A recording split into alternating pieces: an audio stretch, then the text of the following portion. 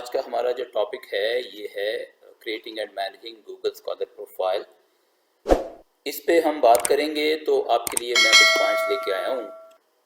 सबसे पहले एक इंट्रोडक्शन, गूगल स्कॉलर क्या है। गूगल स्कॉलर एक free and powerful search engine है। इसको फ्री हम इसलिए भी कहते हैं कि ये गूगल फैमिली का मेंबर है। गूगल फैमिली की बहुत सारी सर्विसेज फ्री हैं। और पावरफुल हम इसको इसलिए कहते हैं कि गूगल सर्च इंजन जो है ये दुनिया का सबसे ज़्यादा कम्प्रिहेंसिव और सबसे ज़्यादा फास्ट, सबसे ज़्यादा बड़ा सर्च इंजन है। इसका जो तारुफ है वो इस बात का मोहताज नहीं है कि लोगों को, ख़ास तौर पे एकेडेमिया के लोगों को इसका पता ना हो। लेकिन फ़र्क क्या है कि गूगल स्कॉलर एक दूसरे जो गूगल सर्च इंजन है उससे फ़र्क ये है कि इसमें जो कवरेज है वो लिटरेचर की है, स्कॉलरली लिटरेचर की है। So all types of literature in all subject areas are covered in it. तो इसमें बुक्स हैं, इसमें जर्नल्स के आर्टिकल्स हैं, इसमें एब्स्ट्रैक्ट्स हैं, इसमें थीसिस हैं, इसमें रिपोर्ट्स हैं डिफरेंट इदारों की। तो लिटरेचर की जो वैरायटी है उसको ये कवर करता है। गूगल स्कॉलर एक साइटेशन डेटाबेस या एक साइटेशन इंडेक्स के तौर पर भी काम करता है। यहाँ मैं थोड़ा एक्सप्लेन कर देता हूँ कि साइटेशन इंडेक्स या साइटेशन डेटाबेस करता क्या है। इसमें होता यूँ है कि लिटरेचर जब पब्लिश होता है तो उसकी एक एंट्री, जिसको हम बिब्लियोग्राफिक एंट्री कहते हैं या इंडेक्स एंट्री कहते हैं, वो बनती है और वो इस डेटाबेस में शामिल होती है। उसके बाद में शाया होने वाला जो लिटरेचर है उसकी भी एंट्री बनती है। और बाद में शाया होने वाले लिटरेचर के अंदर जो रेफरेंसेस या साइटेशंस आई होती हैं, उन साइटेशंस को ये पहले से मौजूद आर्टिकल के साथ जोड़ता है। तो साइटेशंस की एक चेन बना देता है। यानी किसी भी आर्टिकल के बारे में आप ये देख सकते हैं कि इसको बाद में छपने वाले लिटरेचर ने कहाँ कहाँ साइट किया। यानी एक आर्टिकल शाया हुआ, उसे आप आर्टिकल ए कह लीजिए। उसके बाद आर्टिकल शाया हुए B C D E F. तो B C D E F ने, उनमें से कौन से आर्टिकल्स ने ए को साइट किया। तो ए को आप सर्च कर सकते हैं और उसके बाद बी सी डी आप देख सकते हैं कि उनमें से किसने उस आर्टिकल को साइट किया।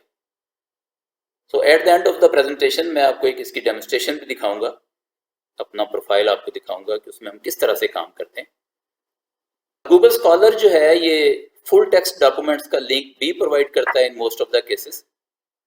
इसमें जो तो फ्री होते हैं उनका ये लिंक वेब से आ जाता है, वर्ल्ड वाइड वेब से। और जो प्राइस्ड होते हैं उनके डेटाबेसेस जो कि सब्सक्राइब्ड होते हैं लाइब्रेरीज के पास या यूनिवर्सिटीज़ के पास, तो यूनिवर्सिटी की लाइब्रेरी के थ्रू फुल टेक्स्ट मिल जाता है अक्सर औकात। तो फुल टेक्स्ट का भी एक बहुत बड़ा सोर्स है। ओवरऑल क्या है गूगल स्कॉलर कि एक गाइड प्रोवाइड करता है हमें, रिसेंट डेवलपमेंट्स क्या हो रही हैं किसी भी एरिया ऑफ रिसर्च में। तो स्कॉलरली लिटरेचर को फाइंड आउट करने के लिए हमें गूगल स्कॉलर की मदद लेनी पड़ती है। यहाँ मैं एक बात भी वाजे कर दूं कि ये जो साइटेशन डेटाबेस या इंडेक्स की मैंने बात की है, ये दुनिया में और भी हैं, गूगल स्कॉलर के अलावा भी हैं। जो सबसे ज़्यादा मशहूर है वो इम्पैक्ट फैक्टर के नाम पे, वो वेब ऑफ साइंस वालों का है। वेब ऑफ साइंस भी यही काम करता है, लेकिन जाहिर है उसके कुछ मखसूस जर्नल्स हैं उनके लिए करता है। उसके बाद जो दूसरा बड़ा साइटेशन डेटाबेस है वो स्कोपस है। स्कोपस ये काम करता है। और सबसे बड़ा कम्प्रीहेंसिव और ज़्यादा आर्टिकल्स को कवर करने वाला जो डेटाबेस है वो गूगल स्कॉलर है। तो गूगल स्कॉलर फ्री भी है, वो दोनों जो पहले मैंने बताए वो फ्री नहीं है, वो प्राइस के साथ आप देख सकते हैं, या आपके इदारे ने अगर उसकी सब्सक्रिप्शन ली है तो देख सकते हैं। लेकिन गूगल स्कॉलर फ्री है और आप इसमें साइटेशन की चेन को और रीसेंट डेवलपमेंट्स को फ्रीली देख सकते हैं। अब हम आ जाते हैं गूगल स्कॉलर ऑथर प्रोफाइल पे।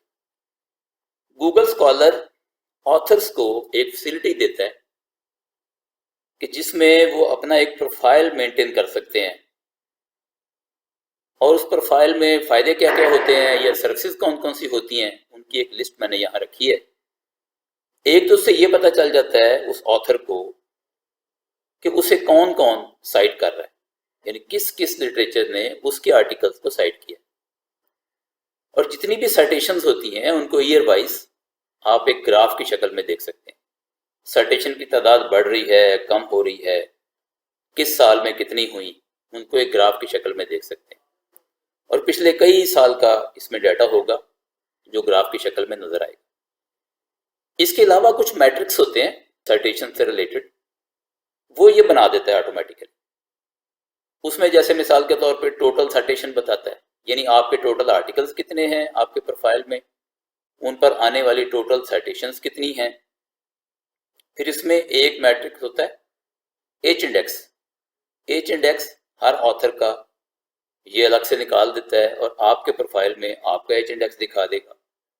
एच इंडेक्स जो है वो रिसर्च की परफॉर्मेंस को देखने का एक खास तरीका है कि जिसमें हम ये देखते हैं कि कितने आर्टिकल्स पर कितनी साइटेशंस आई। तो अगर नंबर ऑफ आर्टिकल्स को नंबर ऑफ साइटेशंस के साथ एक मैट्रिक्स बनाया जाए तो उस मैट्रिक्स की जहां क्रॉसिंग होती है कि n number of citations on n number of articles, उसको एच इंडेक्स कहते हैं।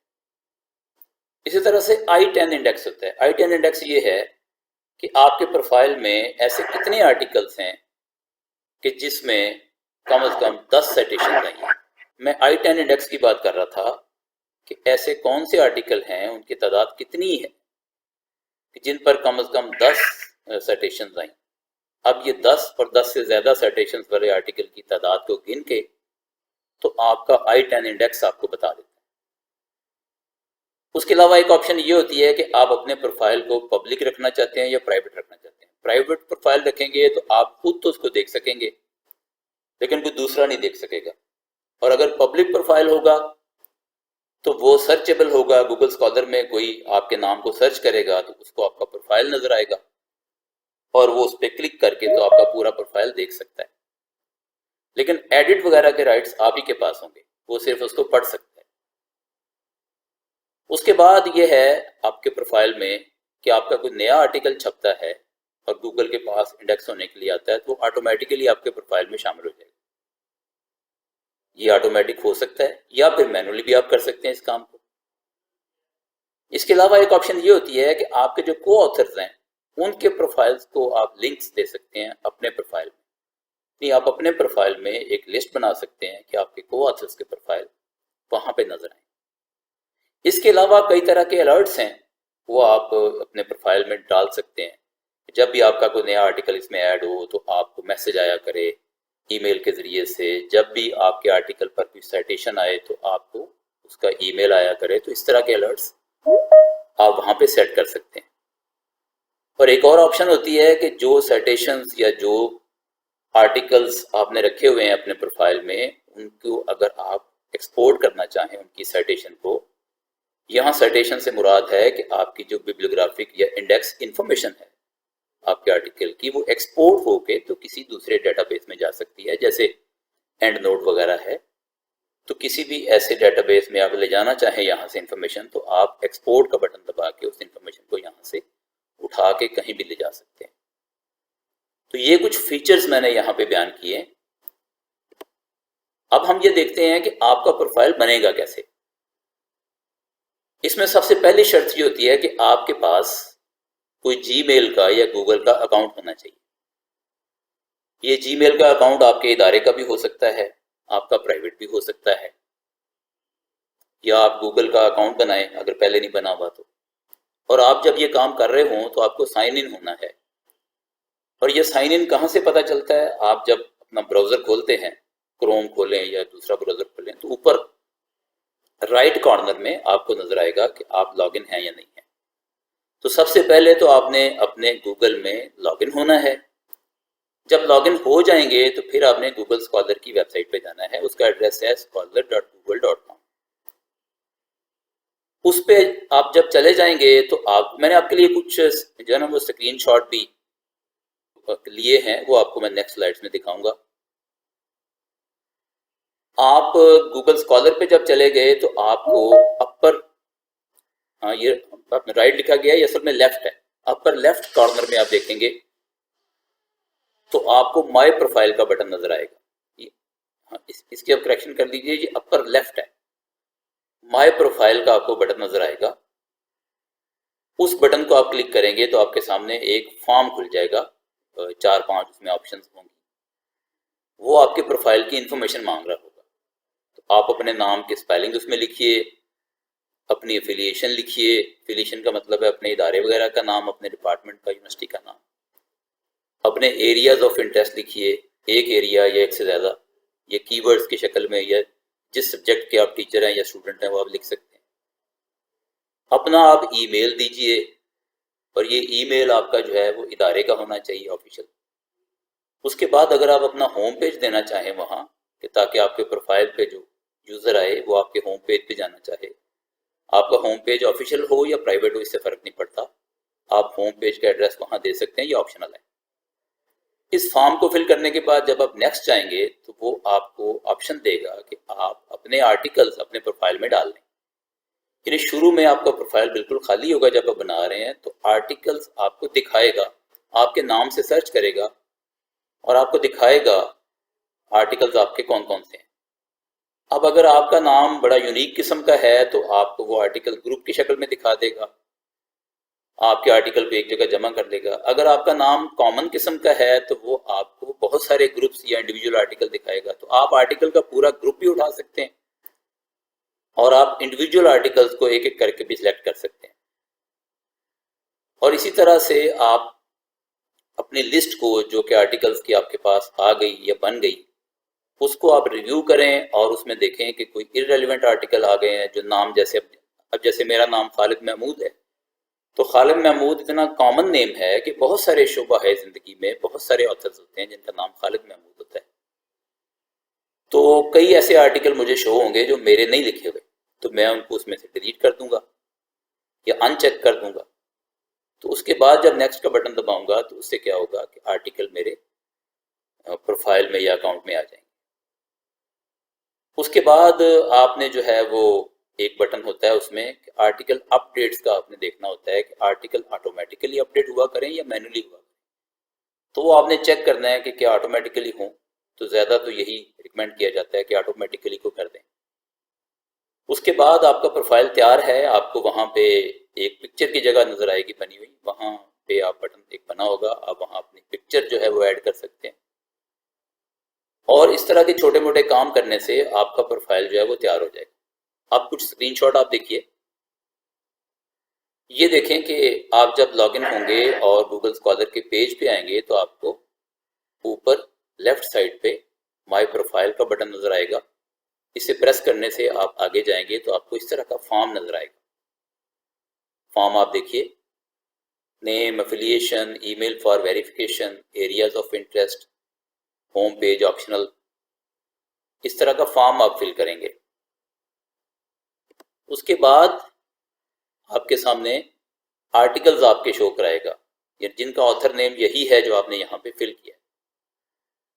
तो आप ग्रुप्स की शक्ल में आर्टिकल्स आ रहे हैं, ग्रुप देख लें। ग्रुप में भी चेक और अनचेक करने की ऑप्शन मौजूद है। अदरवाइज आप देखें यहाँ पे ऊपर दो बटन बने हुए हैं। लेफ्ट साइड का बटन जो है ये ग्रुप के लिए है और राइट साइड का इंडिविजुअल आर्टिकल्स के लिए है। तो आप इंडिविजुअली आर्टिकल को देखना चाहें वो कर लें। फिर यहाँ सर्चिंग भी है, आप सर्च करके भी किसी टाइटल को दे के तो आर्टिकल को फिर इंक्लूड कर सकते हैं। इस स्क्रीन के बाद ये स्क्रीन आएगी आर्टिकल अपडेट्स। इसमें दो ऑप्शंस हैं, automatically update the list of articles in my profile, recommended यही है, और दूसरा ये है कि आप ऑटोमेटिकली ना करें, और अगर वो आपको सजेस्ट करे तो आपको ईमेल करे और ईमेल के ज़रिए आप कंफर्म करें कि ये आपका आर्टिकल है, फिर आपके प्रोफाइल में वो शामिल हो। इस तरह के ऑप्शंस इसमें हैं। आपका प्रोफाइल जब तैयार हो जाएगा तो इस शक्ल में नज़र आएगा। ये देखें आपके सामने है, इसको हम देखेंगे भी जाके इंटरेक्टिवली। अब आपने मैनेज करना है आइंदा के लिए कि आपका प्रोफाइल कैसे मैनेज होगा। तो आप रूटीन में जो आपके नए आर्टिकल छपते हैं, अगर वो ऑटोमेटिकली इसमें ऐड हो जाए तो ठीक है, अगर ऑटोमेटिकली नहीं होता तो आप ये प्लस का बटन है यहाँ पे, आप प्लस का बटन दबाएंगे, ये 3-4 ऑप्शन नीचे आएंगी। आप आर्टिकल को ग्रुप की शक्ल में उठा लें, आप एक आर्टिकल अलग अलग करना चाहते हैं, और अगर आप समझते हैं कि आर्टिकल गूगल के इंडेक्स में भी नहीं आया तो आप ऐड आर्टिकल मैनुअली कर सकते हैं। आपके सामने परफॉर्मा खुल जाएगा, उसे खुद फिल कर दीजिए। ऊपर की 2 सूरतों में तो परफॉर्मा ऑटोमेटिकली फिल हो जाएगा, जबकि नीचे तीसरी सूरत में आपके सामने एक फॉर्म जो आएगा उसे आपको खुद फिल करना होगा। तो इस तरह से आप अपने आर्टिकल्स को इसमें डालते रहें। कभी आपको फील हो कि इररेलेवेंट आर्टिकल आ गया तो उसे आप डिलीट कर दें। तो इस तरह से आप अपने प्रोफाइल को आप मैनेज कर सकते हैं। इसमें और भी ऑप्शंस हैं, जैसे ये फॉलो का बटन आपको नजर आएगा प्रोफाइल में, ये अपर साइड पे होता है फॉलो का बटन। फॉलो का बटन ये काम करता है कि आपने अलर्ट्स अपने सेट करने हैं। अलर्ट्स अपने सेट कर लें, उसके बाद आपको ईमेल आया करेंगे। इसी तरह से अगर आपने किसी आर्टिकल को डिलीट करना है तो यहाँ से उसे चेक करें और टिक का निशान नजर आएगा और उसके बाद डिलीट कर दें। आपने 2 आर्टिकल सेलेक्ट किए, 2 एंट्रीज कहीं आपको बनी हुई नजर आई गूगल स्कॉलर में, तो आप उनको मर्ज करना चाहते हैं, मर्ज कर दें। इसी तरह से आर्टिकल्स को यहाँ से सिलेक्ट करें और एक्सपोर्ट का बटन दबाएं तो ये एक्सपोर्ट होना शुरू हो जाएगा। आइए अब मैं आपको एक लाइव प्रोफाइल में लिए चलता हूँ। जी ये मेरा प्रोफाइल है, इसको हम देखते हैं। सबसे पहले तो ऊपर गूगल स्कॉलर लिखा हुआ है, राइट साइड पे मैं लॉगिन हुआ हूँ अपने नाम से। ये मेरी तस्वीर है, ये आपको पता ही है कि ये नीचे बटन है प्लस का, यहाँ से मैं इसको चेंज भी कर सकता हूँ। तस्वीर को अपने कंप्यूटर से किसी दूसरी तस्वीर को लगा दूं। यहाँ पे आप देखें तो ये मेरा नाम लिखा हुआ है, साथ ये एक पेन का बटन बना हुआ है, ये एडिट का बटन है। ये देखें मेरा, ये मैंने जो अपना परफॉर्मा फिल किया हुआ, प्रोफाइल को एडिट करना चाहें, नाम है, एफिलिएशन है, एरियाज ऑफ इंटरेस्ट है, ईमेल है, होम पेज है, और नीचे एक बटन है मेक माई प्रोफाइल पब्लिक। तो पब्लिक जब होगा तो फिर ये सर्चेबल भी होगा। ये मैं सेव कर रहा हूँ। ये सारी इंफॉर्मेशन जो इस फॉर्म के अंदर थी वो इस तस्वीर के सामने नजर भी आ जाएगी। ये देखें, ये तस्वीर के सामने सारी इंफॉर्मेशन नजर भी आ रही है। यूनिवर्सिटी का नाम भी है, होम पेज भी है, और ईमेल, इस ईमेल एड्रेस पे ईमेल भी है। इस तरह से ये मेरा प्रोफाइल बन गया। अच्छा, जो मेरे आर्टिकल्स हैं या पब्लिकेशंस हैं वो इस शक्ल में यहाँ नजर आएंगे। आप देख रहे हैं आर्टिकल, उसके सामने साइटेड बाय और उसके सामने ईयर। तो ये इस वक्त साइटेड बाय के हिसाब से ये डिसेंडिंग ऑर्डर में है। आप देखिए, इसको मैं ईयर वाइज करता हूँ, इसका ऑर्डर, तो ये डिसेंडिंग ऑर्डर में ईयर वाइज हो जाएगा। साइटेड बाय में साइटेशन वाइज आ गए। टाइटल पे क्लिक करूंगा तो अल्फाबेटिकली टाइटल वाइज आ जाएंगे। तो ज़रूरी इंफॉर्मेशन, आर्टिकल का टाइटल, ऑथर्स के नाम, रिसाले का नाम, वॉल्यूम, इशू, पेज वगैरह यहाँ पे अपीयर होते हैं। और हर आर्टिकल के सामने ये नज़र आ रहा है कि इस आर्टिकल को कितने साइटेशन मिली। यानी मिसाल के तौर पे ये जो सेकंड वाला आर्टिकल है 2003 में शाया हुआ था, अब तक इसके 115 साइटेशन हैं। अगर मैं यहाँ पे क्लिक करूँ 115 पे, तो वो 115 आर्टिकल खुल जाएंगे कि जिन्होंने मेरे इस आर्टिकल को साइट किया है। और आगे उन आर्टिकल्स का आप देख सकते हैं कि उनमें से हर आर्टिकल कितनी कितनी मरतबा साइट हुआ। ये 111 मरतबा, ये 64 मरतबा, ये 62 मरतबा। इस तरीके से ये आर्टिकल अपीयर होते हैं। अब इस वक्त जो अपीयर हो रहे हैं मेरे सामने, मैं इसको फिर साइटेड बाय के हिसाब से डिसेंडिंग ऑर्डर में कर देता हूँ। ये देखें, ये 1 से लेके 20 तक थे, मैं मजीद देखना चाहता हूँ, शो मोर। ये अब अगले 20 आ गए, उसके बाद मैं मजीद देखना चाहता हूँ, बल्कि 20 की बजाय ये 100 आ गए। आप देखें 1 से लेकर 100 तक हो। अब मजीद देखने हैं तो मजीद देखे जा सकते हैं। तो इस तरह से इसमें जो एंट्रीज हैं वो 200 या 200 से भी कुछ ज़्यादा है, 211 है, 1 से लेकर 211 तक ये सारे यहाँ पे नजर आ रहे हैं। इसके अलावा आप देखिए तो यहाँ कुछ मैट्रिक्स हैं, जैसे साइटेशंस अब तक टोटल मिली इतनी, और पिछले 5 साल में इतनी, सिंस 2016 लिखा हुआ है। एच इंडेक्स इतना और पिछले 5 साल में इतना, I10 इंडेक्स इतना, पिछले 5 साल में इतना। ये एक ग्राफ बना हुआ है, ग्राफ पे क्लिक करें तो पूरा यानी पिछले सालों का ग्राफ आपके सामने है कि किस साल मेरे आर्टिकल्स को कितनी साइटेशन मिली। ग्राफ आप देख लें। इसके अलावा नीचे आप देखें तो आपको को ऑथर्स की लिस्ट मिलेगी। ये उनके नाम है, उनके लिंक्स हैं। मैं किसी भी को ऑथर पे, ये डॉक्टर सईदा हिना बतूल हैं, इनके नाम को क्लिक करता हूँ तो इनका ऑथर प्रोफाइल जो है वो खुल जाएगा। हाँ, ये देखें, ये इनका ऑथर प्रोफाइल खुल गया और इनका एच इंडेक्स और इनकी साइटेशंस और ये सारी इंफॉर्मेशन इनकी आ गई। अगर आप गूगल स्कॉलर में, यानी प्रोफाइल जिसका पब्लिक होता है, उसका गूगल स्कॉलर में जाके आप सर्च भी कर सकते हैं। जैसे मिसाल के तौर पे मैं यहाँ आपके सामने गूगल स्कॉलर खोलता हूँ, scholar.google.com। यहाँ पे मैं सर्च करता हूँ सायरा सरोया, ये मैंने सर्च किया तो आप देखें कि सायरा सरोया के नाम से सर्च तो हो गई, 85 रिजल्ट्स भी आ गए, लेकिन सबसे ऊपर लिखा हुआ है user profile for Saira Saroya, और ये सायरा सरोया का यूजर प्रोफाइल है या ऑथर प्रोफाइल है। तो इस तरह से जितने ऑथर प्रोफाइल पब्लिक हैं वो हम सर्च भी कर सकते हैं। ये जनाब एक प्रेजेंटेशन आपके साथ मैंने शेयर करनी थी। अगर कोई सवाल आप पूछना चाहें या कोई कमेंट करना चाहें तो आप कर सकते हैं। सर मैं जी जनाब, करना चाह रहा हूँ। जी जनाब। सर ये इम्पैक्ट फैक्टर और एच इंडेक्स में क्या फर्क है, क्या डिफरेंस है? जी, इसमें डिफरेंस ये है कि एच इंडेक्स जो होता है ना, वो नंबर ऑफ आर्टिकल्स को नंबर ऑफ साइटेशन के साथ एक खास फार्मूले से हम उसको अरेंज करके, तो जहां उनकी क्रॉसिंग होती है ना, उसको हम एच इंडेक्स बोलते हैं। अब जैसे मिसाल के तौर पे मैं आपको मिसाल देता हूँ, यहाँ से एच इंडेक्स को आप समझें। मेरा जो एच इंडेक्स है ये 34 है। अब 34 का मतलब ये है कि 34 आर्टिकल्स मेरे ऐसे हैं जिन पर 34 या उससे ज्यादा साइटेशंस आई हैं, यानी कम से कम 34 आई हैं। मेरे 35 आर्टिकल ऐसे नहीं हैं जिन पर 35 साइटेशंस आई हैं।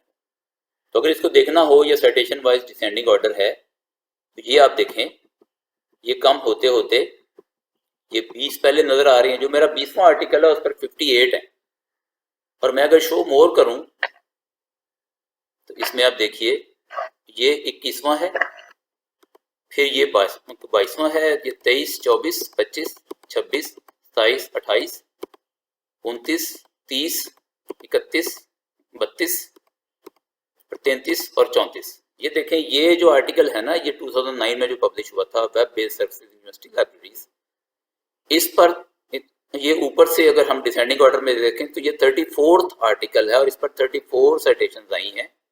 हम नेक्स्ट देखते हैं तो इस पर 32 है, यानी मेरे 34 आर्टिकल्स ऐसे हैं जिन पर 34 साइटेशंस आई हैं। मेरे 35 आर्टिकल ऐसे नहीं हैं जिन पर 35 आई हों। तो ये इसकी डेफिनेशन यूँ है कि n number of citations on n number of articles, और n जो है ना वो सेम होना चाहिए इन दोनों केसेस में।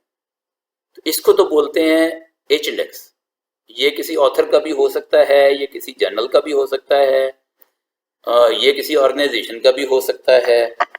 उस जर्नल के या उस ऑर्गेनाइजेशन के उस ऑथर के टोटल आर्टिकल्स को जमा कर लें, उन पर आने वाली साइटेशंस को उनके सामने लिख लें, और इस तरतीब से आप देख लें कि एच इंडेक्स क्या है। अब दूसरी बात आपने की है इम्पैक्ट फैक्टर की। देखिए, इम्पैक्ट फैक्टर जो है ना वो किसी जर्नल का होता है नॉर्मली, और जर्नल से देख के ही ऑथर अपना इम्पैक्ट फैक्टर भी कैलकुलेट कर लेता है। तो इम्पैक्ट फैक्टर को यानी वो असाइन किया जाता है किसी जर्नल को। ये JCR जिसे हम कहते हैं, जर्नल साइटेशंस रिपोर्ट्स, ये वेब ऑफ साइंस वालों की, वो अलॉट करती हैं, एलोकेट करती हैं हर साल एक जर्नल को इम्पैक्ट फैक्टर, और जिसका आर्टिकल उस जर्नल में छपा होता है वो अपना इम्पैक्ट फैक्टर वही वाला लिख लेता है जो उस जर्नल के अंदर इम्पैक्ट फैक्टर उस जर्नल का होता है। तो इम्पैक्ट फैक्टर एक डिफरेंट यानी मेजर है, वो उसका फार्मूला भी डिफरेंट है, और एच इंडेक्स जो है वो डिफरेंट है। तो इंडिविजुअल को ज़्यादा देखना हो तो एच इंडेक्स उसके लिए ज़्यादा सूटेबल है। जर्नल के बारे में बात करनी हो तो ज़्यादा सूटेबल जो है वो इम्पैक्ट फैक्टर। सर मैं नस्ट जर्नल को मैनेज करता हूँ और हर जर्नल का एक गूगल स्कॉलर एक प्रोफाइल बनाता हूँ। जी जी। तो इसमें मैंने आपके आर्टिकल ऐड किए थे, इसमें कभी कभार एक मसला ये आता है कि जो गूगल स्कॉलर है वो कभी कभार कुछ पेपर्स उठा लेता है वहाँ से, और उसकी PDF फाइल भी वो उसके डोमेन से उठा लेता है। मतलब गूगल स्कॉलर में अगर आप आर्टिकल पे क्लिक करें तो वो आपको डोमेन बता देता है कि ये PDF फाइल कहाँ पे अवेलेबल कुछ आर्टिकल्स के अगर वो एक आर्टिकल था, हमने उसको रिसर्च गेट पे अपलोड किया है और जर्नल की जो अपनी वेबसाइट वहाँ पे भी अपलोड किया है, लेकिन वो गूगल स्कॉलर उसको फाइंड नहीं करता। तो उसका सर का आप वो बता सकते हैं कि असल में ना क्या गूगल, आर्टिकल हाँ, असल में गूगल स्कॉलर कहाँ से डाटा लेता है, इसके बहुत सारे सोर्सेज हैं। यानी आपने जो बात की है उसके बरक्स मैंने तो कई दफ़ा नोट किया है कि गूगल स्कॉलर जो है वो रिसर्च गेट से भी लेता है आर्टिकल। यानी गूगल स्कॉलर पे एक आर्टिकल जो है वो कई सोर्सेज से आता है। एक सोर्स तो आपके जर्नल की वेबसाइट है, दूसरा सोर्स जो है वो पब्लिशर जो है वो खुद रब्ता करते हैं गूगल स्कॉलर से और उनको अपने आर्टिकल्स जो है ना वो सबमिट कराते हैं, यानी उसको अपडेट रखते हैं। और तीसरा ये है कि गूगल स्कॉलर जो डिफरेंट डेटाबेसेस हैं जहाँ जहाँ आपके आर्टिकल इंडेक्स होते हैं वहाँ से इंफॉर्मेशन लेता है और रिसर्च गेट से भी लेता है, और इसके कई सोर्सेज हैं। लेकिन ये करता क्या है कि शो कराने के लिए अगर टाइटल और रिसाले का नाम एक जैसा हो और बाकी इंफॉर्मेशन एक जैसी हो ऑथर का नाम, तो उसको मर्ज करके एक एंट्री के तौर पर शो कराता है। तो इस बात का पूरा इम्कान है कि गूगल स्कॉलर जो है इस काम में गलतियां भी करता हो, ठीक है ना। इन्होंने गूगल स्कॉलर ने क्या किया है कि इस काम को भी ऑटोमेट किया हुआ है। इनका एक क्रॉलर है जो फिरता रहता है डिफरेंट वेबसाइट्स पे और वहां से इंफॉर्मेशन लाता रहता है। तो इसका पूरा चांस है कि ये गलतियां करते हो, लेकिन आपको ये चाहिए, आप इस काम में यानी आप इन्वॉल्व हैं यूनिवर्सिटी की तरफ से, तो आपको ये चाहिए कि आप जिस किस्म की गलती महसूस करते हैं आप गूगल स्कॉलर वालों को इन्फॉर्म कर दिया करें, उनको ईमेल करें, उनका ईमेल आपको मिल जाएगा कहीं से, यहाँ से उन्हें ये बताएं कि ये प्रॉब्लम आ रही है, ताकि अगर वो प्रॉब्लम वाकई प्रॉब्लम है तो उसका वो हल निकालें। तो अदरवाइज गूगल स्कॉलर के ऊपर जो ज्यादा एतराज लोग करते हैं ना, वो एतराज भी यही है कि ये बहुत सारी अनऑथेंटिक इन्फॉर्मेशन भी उठा लेता है। यानी अगर फर्ज करें कि मैनुअली आपने डाल दी है, तो वो मैनुअल आपने डाल दी है, वो आपके प्रोफाइल में नजर आती रहेगी। लेकिन अगर आपने मैनुअली डाली है और उसको किसी और सोर्स से नहीं मिली तो उस पर साइटेशंस नहीं आएंगी, हाँ, बस आपके प्रोफाइल में शो होगी। जी सर, बस इसी से रिलेटेड एक और क्वेश्चन था जनाब कि अब हम कोई आर्टिकल है तो उसके अगर आप साइटेशन स्कोपस में देखें ना तो उसके डिफरेंट होते हैं जी, लेकिन अगर आप गूगल स्कॉलर में देखें तो मोस्टली ज्यादा होता है क्योंकि वो डिफरेंट जगहों से डिफरेंट डेटाबेस से वो एक साइटेशन उठाते हैं।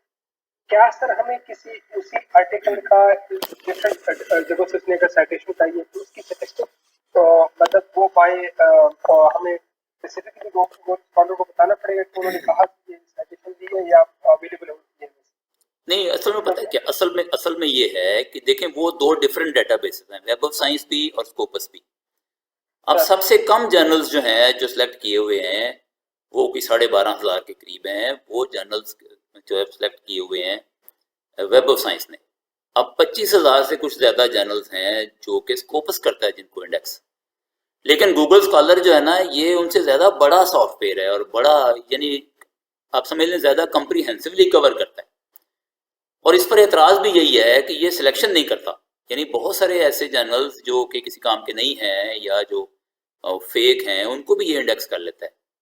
तो इस किस्म के एतराज़ात इस पे हैं। लेकिन अगर आप देखना चाहें कि किसी इंडिविजुअल का एच इंडेक्स क्या है, तो आप ज़्यादा अगर अथेंटिसिटी की तरफ जाना चाहें तो आपको वेब ऑफ साइंस पे जाना चाहिए, वहाँ पे सबसे कम होगा उसका एच इंडेक्स।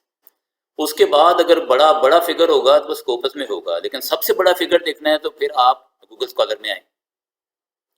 लेकिन गूगल स्कॉलर पे आते आते चूंकि आपने क्वालिटी के ऊपर कॉम्प्रोमाइज़ किया है तो फिर इसके साथ ही आपको वो फिगर जो है वो कोड करनी चाहिए। यानी गूगल स्कॉलर से कोई इन्फॉर्मेशन लेते हुए इस बात का ध्यान रखना चाहिए कि ये बहुत ज़्यादा ऑथेंटिक नहीं है जिस तरह के वो दूसरे। उनका अपना क्राइटेरिया है रिसालों को सिलेक्ट करने का, इनका ज़रा लूज है वो क्राइटेरिया। जी जनाब, कोई और कोई सवाल पूछना चाहें? जी सर, जैसे आपने फरमाया कि हम इसमें मैनुअली आर्टिकल जो है वो ऐड कर सकते हैं जी, तो क्या रेफरेंसेस भी, साइटेशन भी हम मैनुअली ऐड कर सकते हैं? नहीं, साइटेशंस ऐड करने का इख्तियार आपके पास नहीं है। देखिए, साइटेशन आनी है गूगल स्कॉलर के डेटाबेस में से।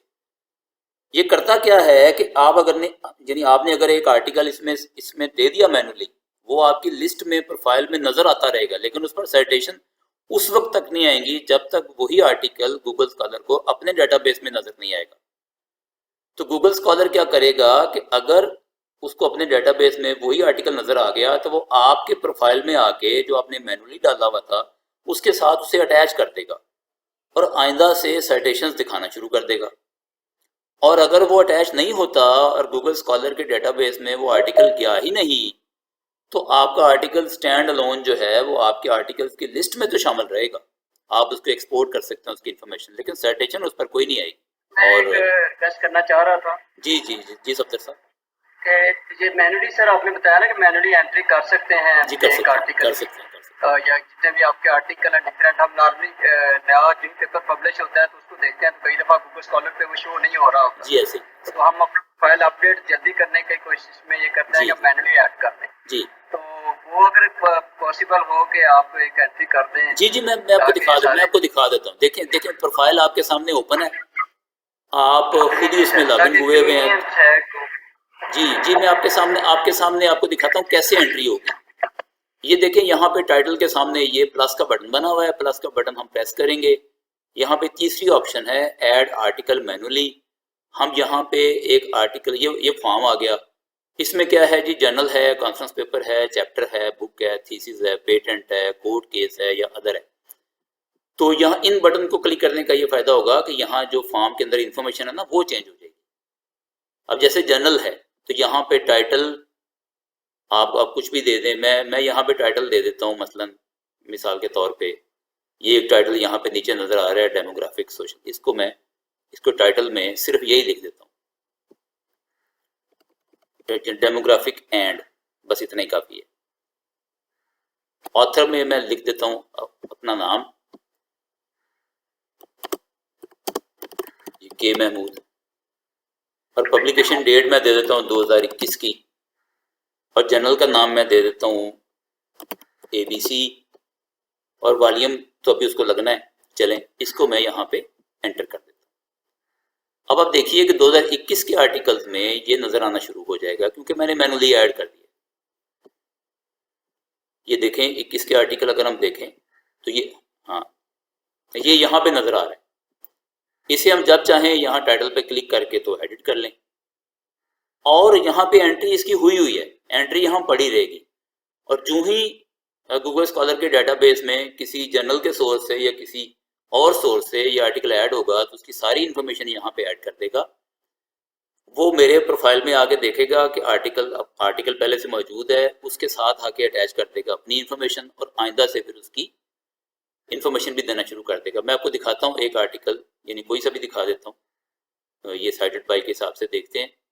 ये जो आर्टिकल है इसके अंदर हम अगर एडिट में जाते हैं तो आप देखिए, ये देखें, इसके अंदर ऑथर का नाम, आर्टिकल के टाइटल, बाकी सारी तफसीर, इवन एब्स्ट्रैक्ट, ये एब्स्ट्रैक्ट है, और नीचे जो है वो इसकी साइटेशन का पूरा रिकॉर्ड। अगर ये 197 साइटेशंस हैं तो पूरा रिकॉर्ड इसका ग्राफ की शक्ल में दिखा रहा है किस साल में कितनी साइटेशंस हैं।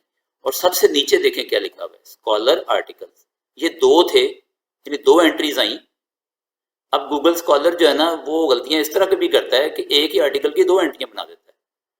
तो दोनों एंट्रीज पे इसको मैंने यहाँ मैनुअली मर्ज किया हुआ है कि इन दोनों पर जो साइटेशंस आए वो इसी एक जगह आ जाएं। देखें 177 एक तरफ से आ रही हैं और 21 दूसरी तरफ से आ रही हैं, जबकि आर्टिकल सेम है। अब गूगल स्कॉलर में इसकी 2 एंट्रीज बनी हुई है, मैंने अपने प्रोफाइल में इसको मर्ज कर दिया है, तो इस पर 197 एंट्रीज जो हैं वो आ रही है। तो इस तरह की तफसीली इन्फॉर्मेशन, और अगर हम इसे देखना चाहें वो बता भी रहा है कि ये रिसर्च गेट पर ये आर्टिकल रखा है। अगर हम इसको देखना चाहें तो हम यहाँ रिसर्च गेट पे जाके इसको देख लेते, ये देखें ये रिसर्च गेट पे आर्टिकल पड़ा भी हुआ है। तो इस तरह से हम इसके फुल टेक्स्ट तक भी जा सकते हैं अगर वो कहीं नेट पर अवेलेबल है तो। जी, तो आप मैनुअली एंट्री करें और वो ऑटोमेटिकली अपडेट हो जाएगी और उस पर साइटेशन भी आना शुरू हो जाएंगी। इसलिए मैनुअल एंट्री से घबराना नहीं चाहिए। आर्टिकल अगर आपका एक्सेप्ट हुआ है तो आप इसमें डाल सकते हैं।